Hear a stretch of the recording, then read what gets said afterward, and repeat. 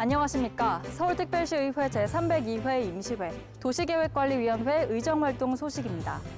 앞으로 법의 사각지대에 놓여있던 서울 시내 소규모, 노후위험 건축물의 안전관리가 강화될 전망입니다. 그동안 소규모 노후 건축물의 경우 법의 사각지대에 있어 서울시가 긴급 응급조치 위주로만 지원을 할 수밖에 없었는데요. 이에 해당 조례안 개정을 통해 자치구에서 실시하는 소규모 노후 위험 건축물의 보수 보강 사업에 서울시가 예산을 지원할 수 있는 근거를 마련했습니다. 서울 시민들이 보다 안전한 환경에서 거주할 수 있기를 기대하며 서울특별시의회 제302회 임시회 도시계획관리위원회 의정활동 소식 지금부터 시작하겠습니다. 도시계획관리위원회는 8월 27일부터 9월 10일까지 열린 제302회 임시회 상임위원회 회의에서 소감부서와 각 시국에 대한 업무 보고를 받는 한편 행정사무감사 기간을 결정하고 2021년도 제2회 추가 경정 예산안을 비롯한 각종 안건을 심의했습니다.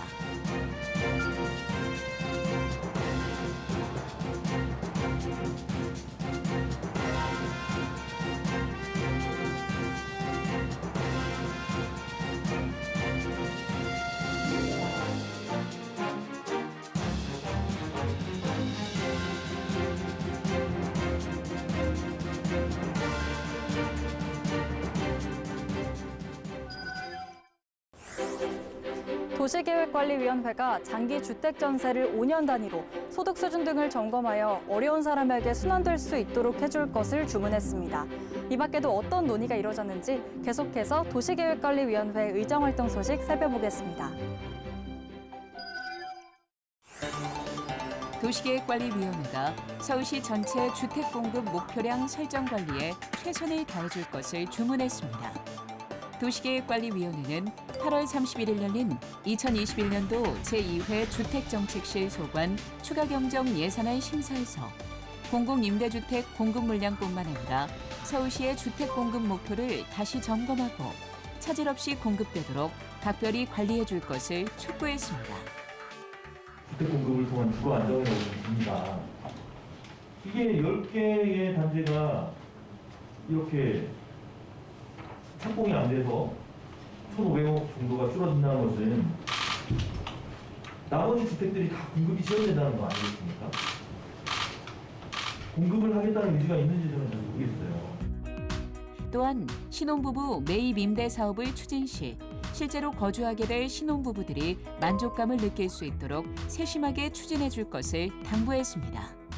단순히 이렇게 물량 맞추기식으로 이렇게 경쟁률도 저조하고 또 선호하는 유형도 아니고 그러면은 이게 주택 그 가격이랑 전혀 서로 함께 갈 수 있는 그런 정책이 아니잖아요. 한편 사업 추진 시 자치구와 사전의 협의를 통한 예산 편성으로 불용되는 예산을 줄여나갈 것을 제안했으며 오세훈 시장의 유튜브 채널도 공적인 채널인 만큼 잘못된 내용을 적극적으로 바로잡아줄 것을 촉구했습니다. 도시계획관리위원회가 공공재개발을 통해 공공임대주택을 확충, 서민 주거 안정에 기여해줄 것을 주문했습니다. 도시계획관리위원회는 9월 8일 열린 서울특별시 도시 및 주거환경정비 조례 일부 개정 조례안 심사에서 연면적 60% 이상 노후도 의무기준 문제를 지적하며 노후도 연면적에 대한 재개발 사업 진입 문턱을 낮췄습니다. 서울만 20년 이상 60%에 해당이 되지만 다른 지역은 50%입니다. 그러면 결국은 뭐냐면 서울은 지금 현재 3분의 2지 않습니까? 실제 지금 현재 3분의 2에 해당되는 저층 주거지가 해당 지역이 거의 없습니다. 또한 노후도 기준을 20년으로 낮추자는 의견에 대해 주민 간의 갈등 등의 우려를 표명하며 좀 더 신중하게 추진해 줄 것을 당부했습니다. 뭐 공모할 때마다 가자는 쪽하고 반대하는 쪽하고 이 주민들 간에 엄청난 이 반목이 이렇게 반복이 되고 있는데 지금 주택 공급이 급하다고 해서 한꺼번에 물밀듯이 막 풀어주는 부분들에 대해서는 좀 염려스러운 부분들이 이 주거 사다리 주거 사다리, 네, 주거 사다리 주거 사다리 부분들이 다 붕괴가 되고 있는 거잖아요. 네, 맞습니다. 한편 조례안이 시행되면 사업 추진이 어려운 공공 재개발 사업의 임대 비율을 40%까지 완화가 가능해짐으로써 민간 재개발과 동일하게 사업 기간을 단축할 수 있을 것으로 예상됩니다. 그동안 화재 등 재난으로 주거 공간을 잃은 경우 임시거처를 지원받을 수 있었는데요.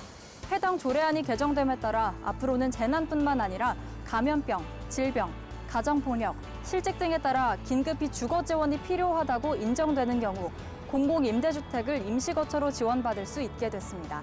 자세한 내용 시민 리포터가 알아봤습니다. 함께 보시죠.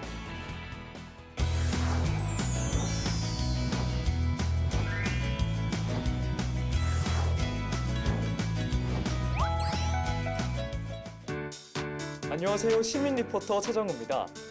갑작스럽게 찾아온 위기 상황 속에 주거에 문제가 발생했거나 어려움에 처한 주거 취약계층을 위해 적극적으로 나서는 곳이 있다고 해서 찾아와 봤는데요. 바로 이곳 주거복지센터입니다. 과연 어떤 곳인지 저와 함께 가보시죠. 거리 노숙부터 비닐하우스와 고시원 등에서 거주하고 있는 주거 취약계층은 약 18만 명. 갑작스럽게 혹은 어려운 상황으로 인해 주거복지 사각지대에 놓인 주거 약자들의 주거 환경을 개선하고자 서울시는 각 자치구별 25개의 주거복지센터를 운영 중에 있는데요. 주거복지센터에서는 주거 문제로 어려움을 겪고 있는 시민이라면 누구나 상담하고 함께 고민할 수 있도록 했습니다. 네, 어려운 환경에, 특히 어려운 주거 환경에 처한 서울 시민분들을 위해서 다양한 사업을 하고 있습니다. 예를 들자면 연체 임차료를 지원한다든지 이제 연료비를 지원한다든지 그다음에 주거 환경 개선 사업을 한다는 등 다양한 주거복지 서비스를 제공하고 있습니다. 주거복지센터에서는 주거복지에 대한 정보와 종합적인 상담 서비스를 제공하게 되는데요. 주거용품 후원과 입주를 위한 보증금 지원, 지역사회 정착을 위한 입주 후 정착 지원 서비스 등 다양한 활동이 진행되고 있습니다. 특히 곳곳에 설치된 임시거처와 노후주택을 발굴, 집수리 봉사단으로 이루어진 봉사단을 통해 깨끗하고 더 안락한 주거 환경을 만드는 데 최선의 노력을 다하고 있습니다. 아이가 3명인 한부모 가정에서 코로나 이후에 주거비 마련이 힘들어져서 퇴거를 당한 경우가 있었습니다. 그런 경우에 저 임시거처 입주하셔서 매입임대주택이라든지 공공임대주택으로 입주를 준비하고 있습니다. 또 단기적으로는 이제 주거 환경 개선 사업 때문에 곰팡이 집이라든지 이런 곳을 수리할 때 한 일주일 정도 저희 임시거처를 이용하시기도 합니다. 현행 조례에서는 화재 등 재난으로 인해 주거 상실의 위기에 처한 가구에 공공임대주택을 우선적으로 공급할 수 있게 돼 있지만 재난이나 감염병, 질병, 가정폭력이나 실직 등에 따른 긴급 주거 지원은 근거가 마련되지 않은 상태였습니다. 이에 서울시의회에서는 서울특별시 주거기본조례 일부 개정 조례안을 가결했는데요. 서울시 주거복지사업의 유형으로 긴급 주거지원 사업을 명시하고 지역 주거복지센터로 하여금 대상자의 발굴과 지원 업무를 수행할 수 있도록 근거를 마련하기 위해서라고 합니다. 이번 조례안을 계기로 모든 시민들이 더 따뜻하고 편안한 삶을 살 수 있는 서울시가 되기를 바랍니다. 소규모 주택정비 사업이 활성화될 수 있는 기반을 마련했습니다. 그동안 대규모 주택정비 사업 위주로 주택 공급 정책이 추진되어 다양한 주택 공급이 이루어지기에 어려웠는데요. 해당 조례안은 입법 예고를 마친 소규모 주택정비법 시행령이 개정되기 전에 선제적으로 마련한 것으로서 소규모 주택정비 관리 계획을 신설하고 소규모 주택정비 관리 지역 내 임대주택 확보 비율, 구청장의 소규모 주택정비 관리 계획 수립 비용 일부 지원 등의 내용을 담고 있습니다.